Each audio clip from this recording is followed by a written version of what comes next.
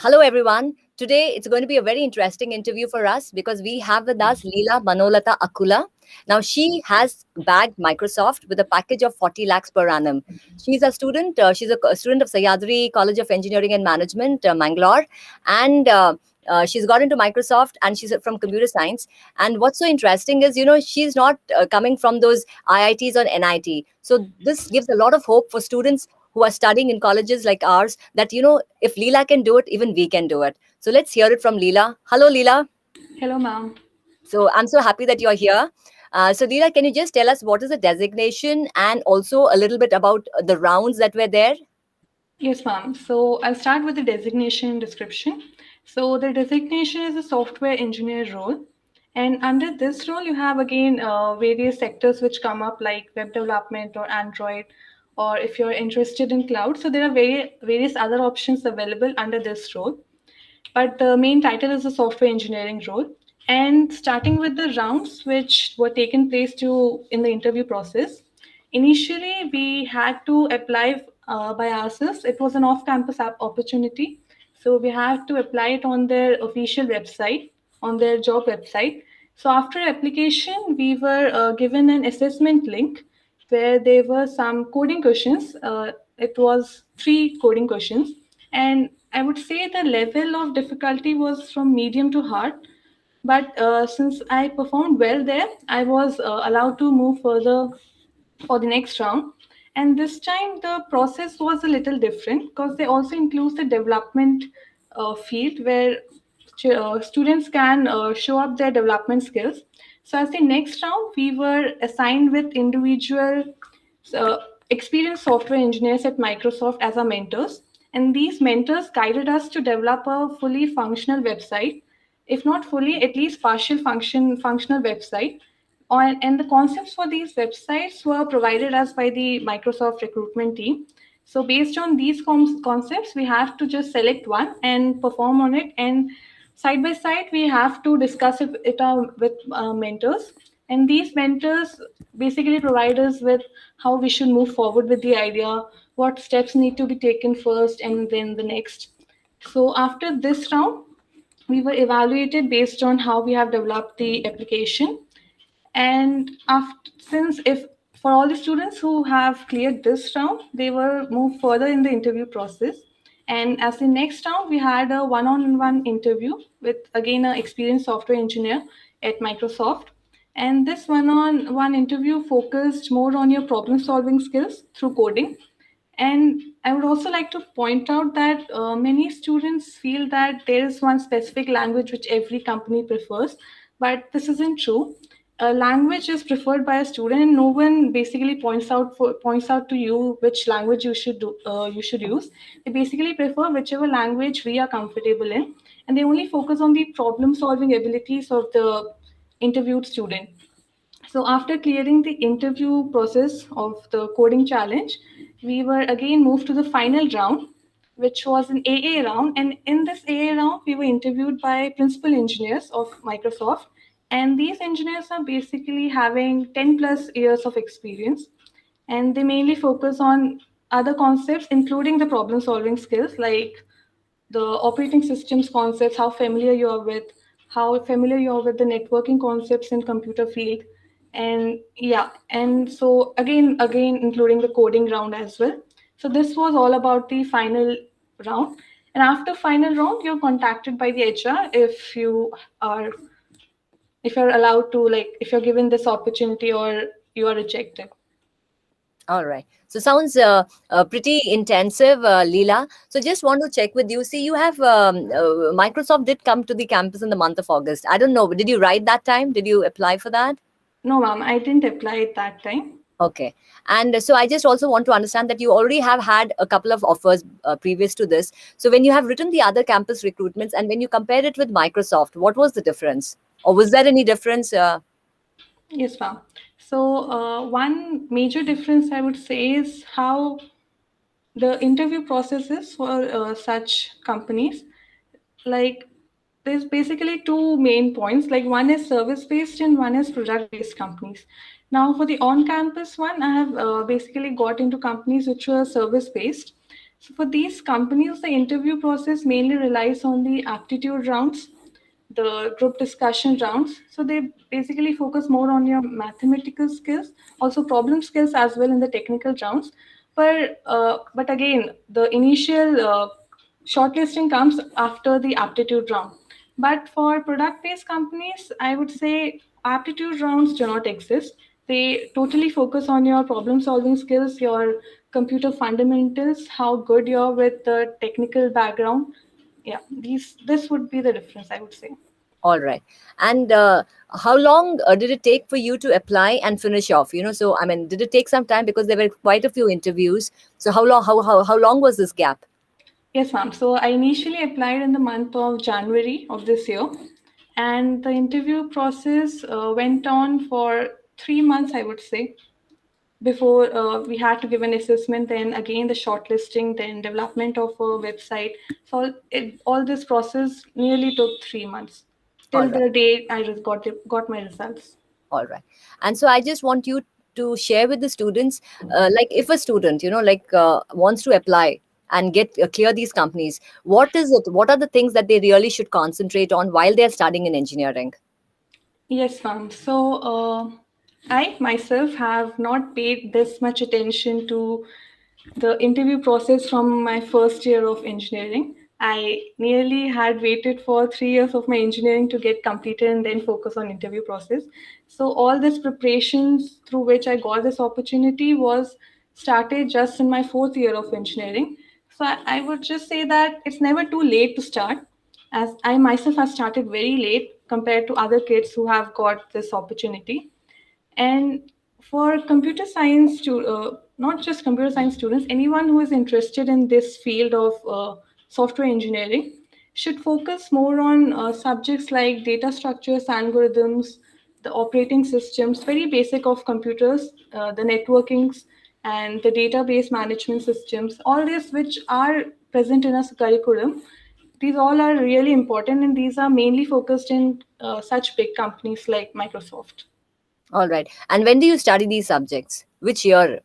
Yes, ma'am. So these subjects, for me, for my batch, it was in the second year of engineering. Both third and fourth semester, these subjects were included. All right. So is it like what you study in college, that should be good enough, or is there anything else that they need to practice? Like you study the theory part, and I don't know how is it. So if you just study that much, is it enough, or should they be doing anything other than that? Any other coding or? Yes, ma'am. So I would say a student might look at from different perspective. Like studying it through books might be just to clear the exam or just to get some good CGPA. But if you're really studying it, if you're digging deep into the subject, studying from the textbooks, digging deep, checking the implementation through online coding courses, or if you're trying it online through various other platforms like Geeks for Geeks or LeetCode, that should definitely work. But again, if you're just studying it for just passing the exams and scoring good marks, that won't be enough.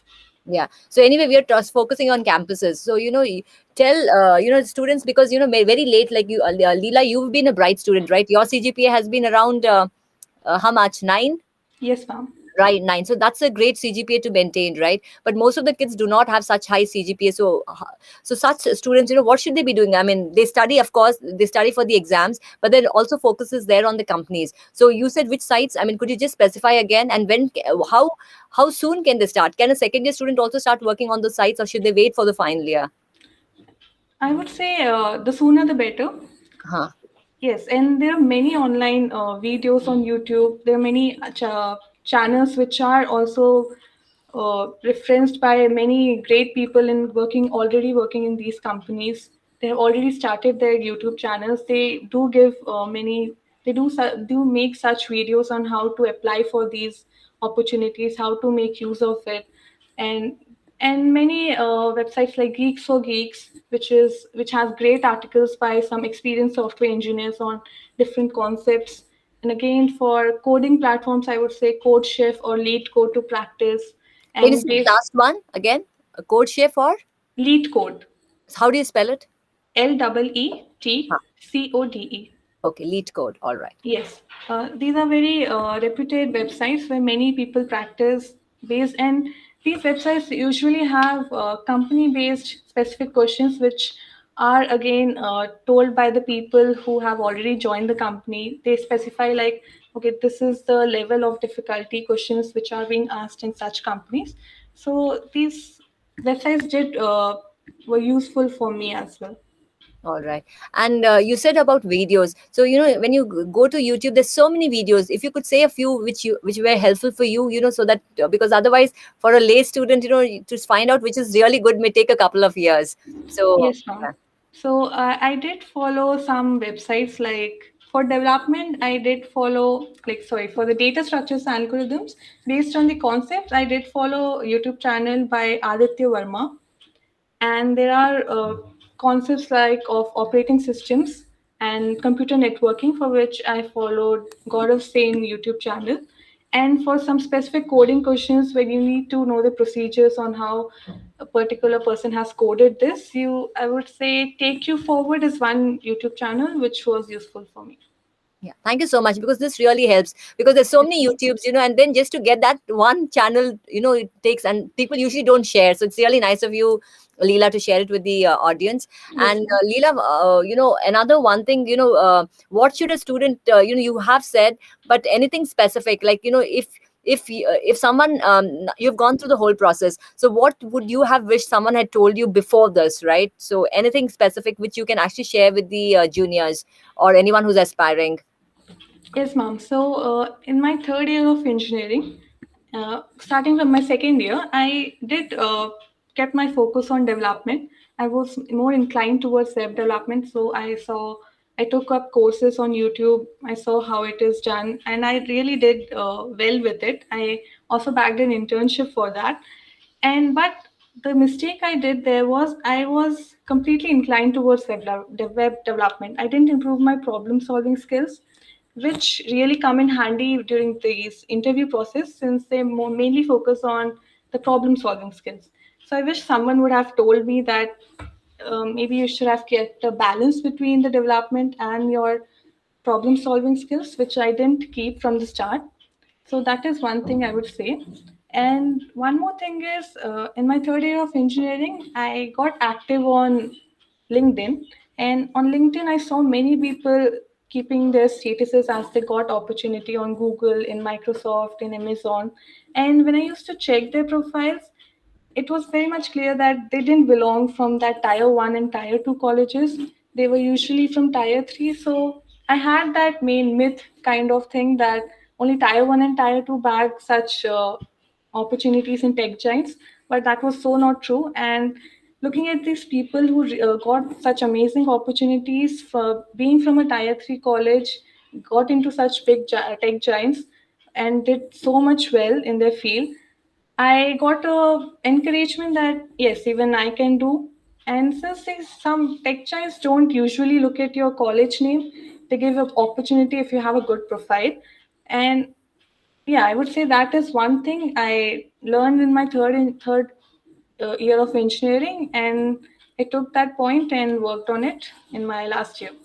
Yeah, that's an excellent thing. That's why I'm so excited, Leela, because usually what happens is, all these, tier one, they, of course, they can do it. But what about an ordinary student in an ordinary college, right? So that's why it's so encouraging for everyone, and this gives hope.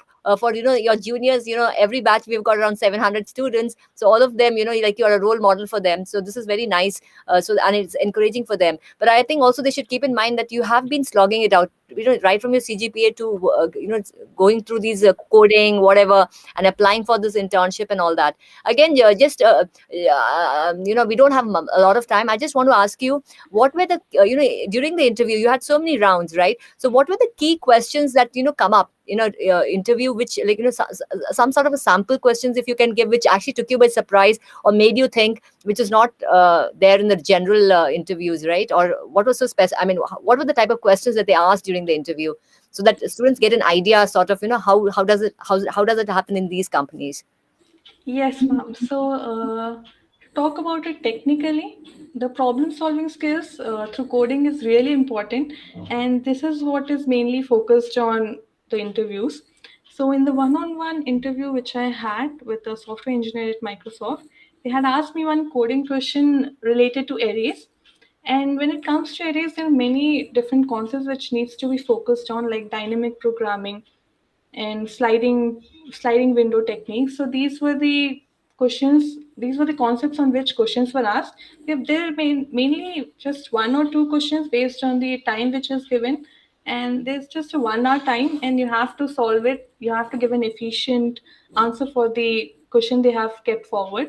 And apart from it, you need to tell them this how this is being done and why you think this is an efficient solution, what is the time complexity of this. And sometimes they do ask, how do you think the time complexity would affect in a real life situation, a real world situation where such problem exists. And this was about the one-on-one interview where problem solving skills is mainly focused. And the new round which we had was the website development. In that, you have to create like a fully functional website, front end, back end, database, including everything. And in these rounds, they mainly focus on why did you apply such algorithm here? Why do you think this is the efficient way and not the other way around? And where do you think we could improve in the application, and what new features could you add which are not already present? So such questions are being kept forward in such interviews, and I think a student who can answer such questions with at least some technical information, that would be really good. Yeah. Thank you so much, Leela. This was really helpful. At least people get a generic idea, as to how to go about. Yeah. And more than that, one of theirs has actually done that, so that is very satisfying for us from the institute, and very inspiring for the others. And so here's wishing you all the very best, Leela, from all of us at Sayadri. We're so proud of you, and we wish to see many more Leelas